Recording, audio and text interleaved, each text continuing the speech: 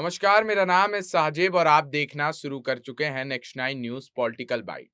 उत्तर प्रदेश विधानसभा का सदन जो है वो जारी है और उसमें योगी आदित्यनाथ ने 1655 करोड़ के बजट का ऐलान जो है स्वास्थ्य के क्षेत्र में जैसे ही किया, उसके बाद अखिलेश यादव जो यहाँ पर लगातार स्वास्थ्य क्षेत्र को खोखला बताते आ रहे थे योगी आदित्यनाथ के, उनके होश उड़े के उड़े रह गए। उन्होंने तमाम योजनाओं का जब ऐलान किया, क्योंकि देखिए 2024 का लोकसभा चुनाव जो है वो बेहद करीब है और 2024 में मोदी के जादू को वापस से चलवाने के लिए लोकसभा का चुनाव 80 सीटों वाला जो उत्तर प्रदेश है वो काफी ज्यादा उसके लिए मायने रखता है। इस वजह से योगी आदित्यनाथ ने यहाँ पर स्वास्थ्य के क्षेत्र में तगड़ा ऐलान कर दिया। योगी आदित्यनाथ के स्वास्थ्य मंत्री ने क्या कुछ ऐलान किया वो आपको सुनना चाहिए, सुनिए। मृत पुलिस कर्मियों एवं उत्तर प्रदेश राज्य के मूल निवासी केंद्रीय अर्धसैनिक बलों, अन्य प्रदेशों के अर्धसैन्य बलों अथवा भारतीय सेना में कार्यरत रहते हुए 73 शहीद मृत कर्मियों के आश्रितों को 17 करोड़ 96 लाख रुपए की आर्थिक सहायता प्रदान की गई। पुलिस विभाग के अधिकारियों एवं कर्मचारियों के लिए आवासीय सुविधा उपलब्ध कराए जाने हेतु वित्तीय वर्ष 2023-24 में 1000 करोड़ रुपए की बजट व्यवस्था प्रस्तावित है। नवसृजित पुलिस कमिश्नरेट के कार्यालय एवं अनावासीय भवनों आदि की व्यवस्था हेतु 850 करोड़ रुपए की व्यवस्था प्रस्तावित है।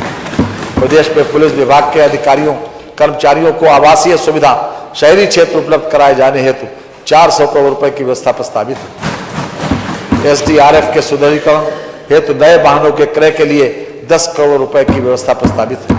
मान्यवर, कोविड-19 वैश्विक महामारी के सामने विश्व के ताकतवर समझे जाने वाले देश असहाय हो गए थे। उस विषम परिस्थिति में माननीय प्रधानमंत्री जी के कुशल नेतृत्व में हमारे कर्मठ मुख्यमंत्री योगी आदित्यनाथ जी ने प्रदेश की जनता के सहयोग से प्रदेश को उस कठिन कालखंड से बाहर निकाला। कोविड कालखंड में जिन चुनौतियों का सामना करना पड़ा, उन्हें ध्यान में रखते हुए अत्यंत त्वरित गति से प्रदेश में स्वास्थ्य अवसंरचना का विस्तार किया गया और प्रवासी श्रमिकों के पुनर्वास की अद्भुत मिसाल प्रस्तुत की। मैं यहाँ कुछ पंक्तियां प्रस्तुत करना चाहता हूँ। मंजिलें लाख कठिनाई गुजर जाऊंगा, हौसले हार के बैठूंगा तो मर जाऊंगा। लाख रोके ये अंधेरे मेरा रास्ता, लेकिन मैं जिधर जाऊंगा रोशनी ले जाऊंगा।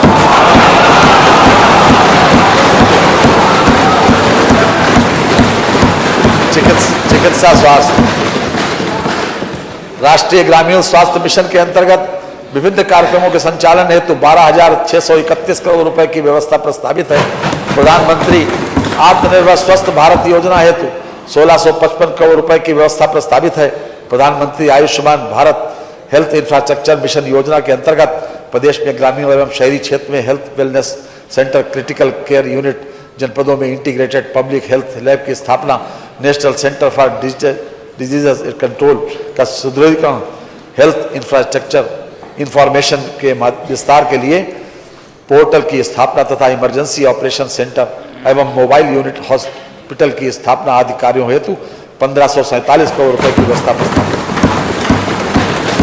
आयुष्मान भारत प्रधानमंत्री जन आरोग्य योजना का संचालन संपूर्ण प्रदेश में दिनांक 23 सितंबर 2018 से किया जा रहा है। योजना के अंतर्गत 2.34 करोड़ से अधिक लाभार्थी पंजीकृत हो चुके हैं।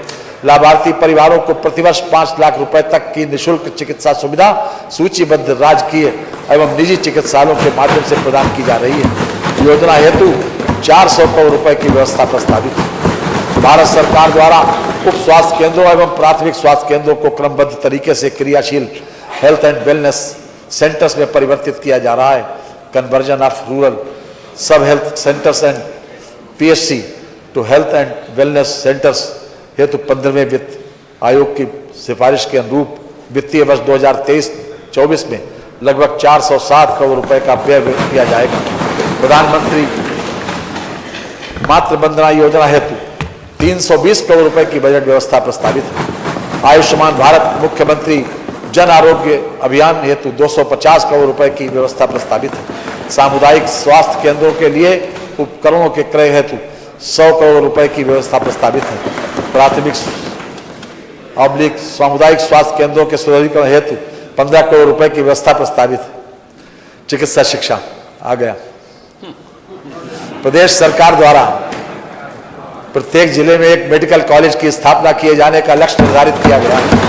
एक जनपद एक मेडिकल कॉलेज की योजना के अंतर्गत प्रदेश के 45 जनपद मेडिकल कॉलेज से आच्छादित किए जा चुके हैं। 14 जनपदों में मेडिकल कॉलेज निर्माणाधीन है। असेवित 16 जनपदों में मेडिकल कॉलेजों की स्थापना पीपीपी मॉडल पर की जा रही है। 14 नए मेडिकल कॉलेजों की स्थापना एवं संचालन हेतु 2491 करोड़ 39 लाख रुपए की व्यवस्था की गई है। असाध्य रोगों की चिकित्सा हेतु कमजोर वर्गों के लिए खासतौर से असाध्य रोगों की चिकित्सा हेतु 100 करोड़ रुपए की व्यवस्था प्रस्तावित है। Uttar Pradesh institute of pharmaceutical research and development की स्थापना हेतु 20 करोड़ रुपए की व्यवस्था प्रस्तावित है। स्वशासी चिकित्सा महाविद्यालयों में नर्सिंग कॉलेजों की स्थापना हेतु 26 करोड़ रुपए की व्यवस्था की गई है। प्रदेश में स्थित सरकारी एवं निजी क्षेत्र के मेडिकल कॉलेजों चिकित्सा विश्वविद्यालयों में एमबीबीएस की कुल 8528 सीटें उपलब्ध हो गई हैं। प्रदेश में स्थित सरकारी एवं निजी क्षेत्र के मेडिकल कॉलेजों चिकित्सा विश्वविद्यालयों में वर्ष 2022-23 में पीजी की कुल 2847 सीटें हो गई हैं। वर्ष 2022 में लगभग 300 संस्थानों में नर्सिंग पैरामेडिकल पाठ्यक्रम प्रारंभ हुए हैं। प्रदेश में राजकीय पैरामेडिकल कॉलेजों की संख्या 17 से बढ़ाकर 19 की गई, जबकि निजी क्षेत्र के स्कूलों की संख्या 287 से बढ़ाकर 351 की गई। टर्शरी चिकित्सा सुविधा को सुदृढ़ किए जाने के क्रम में एसजीपीजीआई लखनऊ के 558 बेड के इमरजेंसी मेडिसिन एवं रीनल ट्रांसप्लांट केंद्र की स्थापना की गई। इसके अलावा एसजीपीजीआई में लीवर ट्रांसप्लांट सेंटर व एडवांस डायबिटिक सेंटर की स्थापना की गई है। राजकीय मेडिकल कॉलेज मेरठ प्रयागराज एवं केजीएमयू लखनऊ में डायबिटिक रेटिनोपैथी की स्थापना की गई है। राम मनोहर लोहिया संस्थान लखनऊ में एडवांस्ड न्यूरो साइंस केंद्र का कार्य प्रगति पर है। खाद्य एवं औषधि प्रशासन 14 मंडलीय कार्यालयों तथा प्रयोगशालाओं के भवन निर्माण, मशीनों तथा उपकरणों के लिए 200 करोड़ रुपए की व्यवस्था प्रस्तावित है। अवस्थापना एवं औद्योगिक विकास ITES data centre, आईएसडीएम,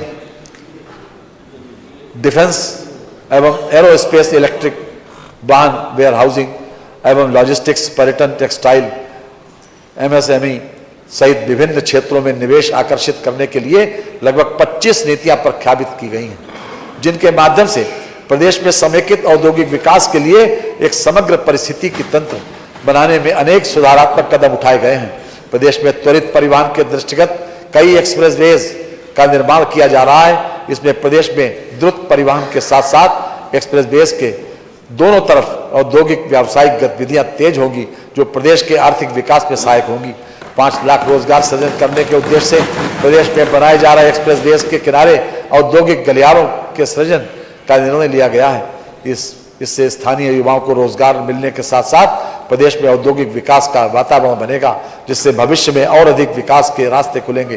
Purvanchal expressway एवं बुंदेलखंड एक्सप्रेसवे के किनारे 6 स्थानों पर औद्योगिक निर्माण संकुल बनाने का निर्णय लिया गया है। इनमें से 4 संकुल पूर्वांचल एक्सप्रेसवे के किनारे तथा 2 संकुल बुंदेलखंड एक्सप्रेसवे के किनारे बनाए जाने के प्रस्तावित हैं। प्रदेश सरकार द्वारा पहला इन्वेस्टर समिट फरवरी 2018 में आयोजित किया गया, जिसमें प्राप्त निवेश प्रस्तावों के सापेक्ष लगभग 4 लाख करोड़ रुपए से अधिक का निवेश हो चुका है। भारत में व्यवसाय में सुगमता की रैंकिंग में 12 स्थानों का उल्लेखनीय सुधार करते हुए उत्तर प्रदेश देश के द्वितीय स्थान पर आ गया है। सफलता के पश्चात राज्यों की अचीवर्स श्रेणी में सम्मिलित होना इसका स्पष्ट प्रमाण है। प्रदेश में फार्मा पार्कों की स्थापना एवं विकास हेतु 25 करोड़ रुपए की व्यवस्था प्रस्तावित है। सूक्ष्म लघु मध्यम उद्यम तथा निर्यात प्रोत्साहन प्रदेश के त्वरित आर्थिक विकास व रोजगार तथा स्वरोजगार के अवसरों के सृजन में। सुना आपने योगी आदित्यनाथ ने यहाँ पर क्या कुछ कहा और अखिलेश यादव इस पर क्या कुछ टिप्पणी करते हुए नजर आ रहे हैं। इस पर आपकी राय क्या है वो जानना बेहद जरूरी है। कमेंट करके अवश्य बताइएगा। तब तक के लिए बने रहिए और देखते रहिए नेक्स्ट 9 न्यूज पॉलिटिकल बाइट।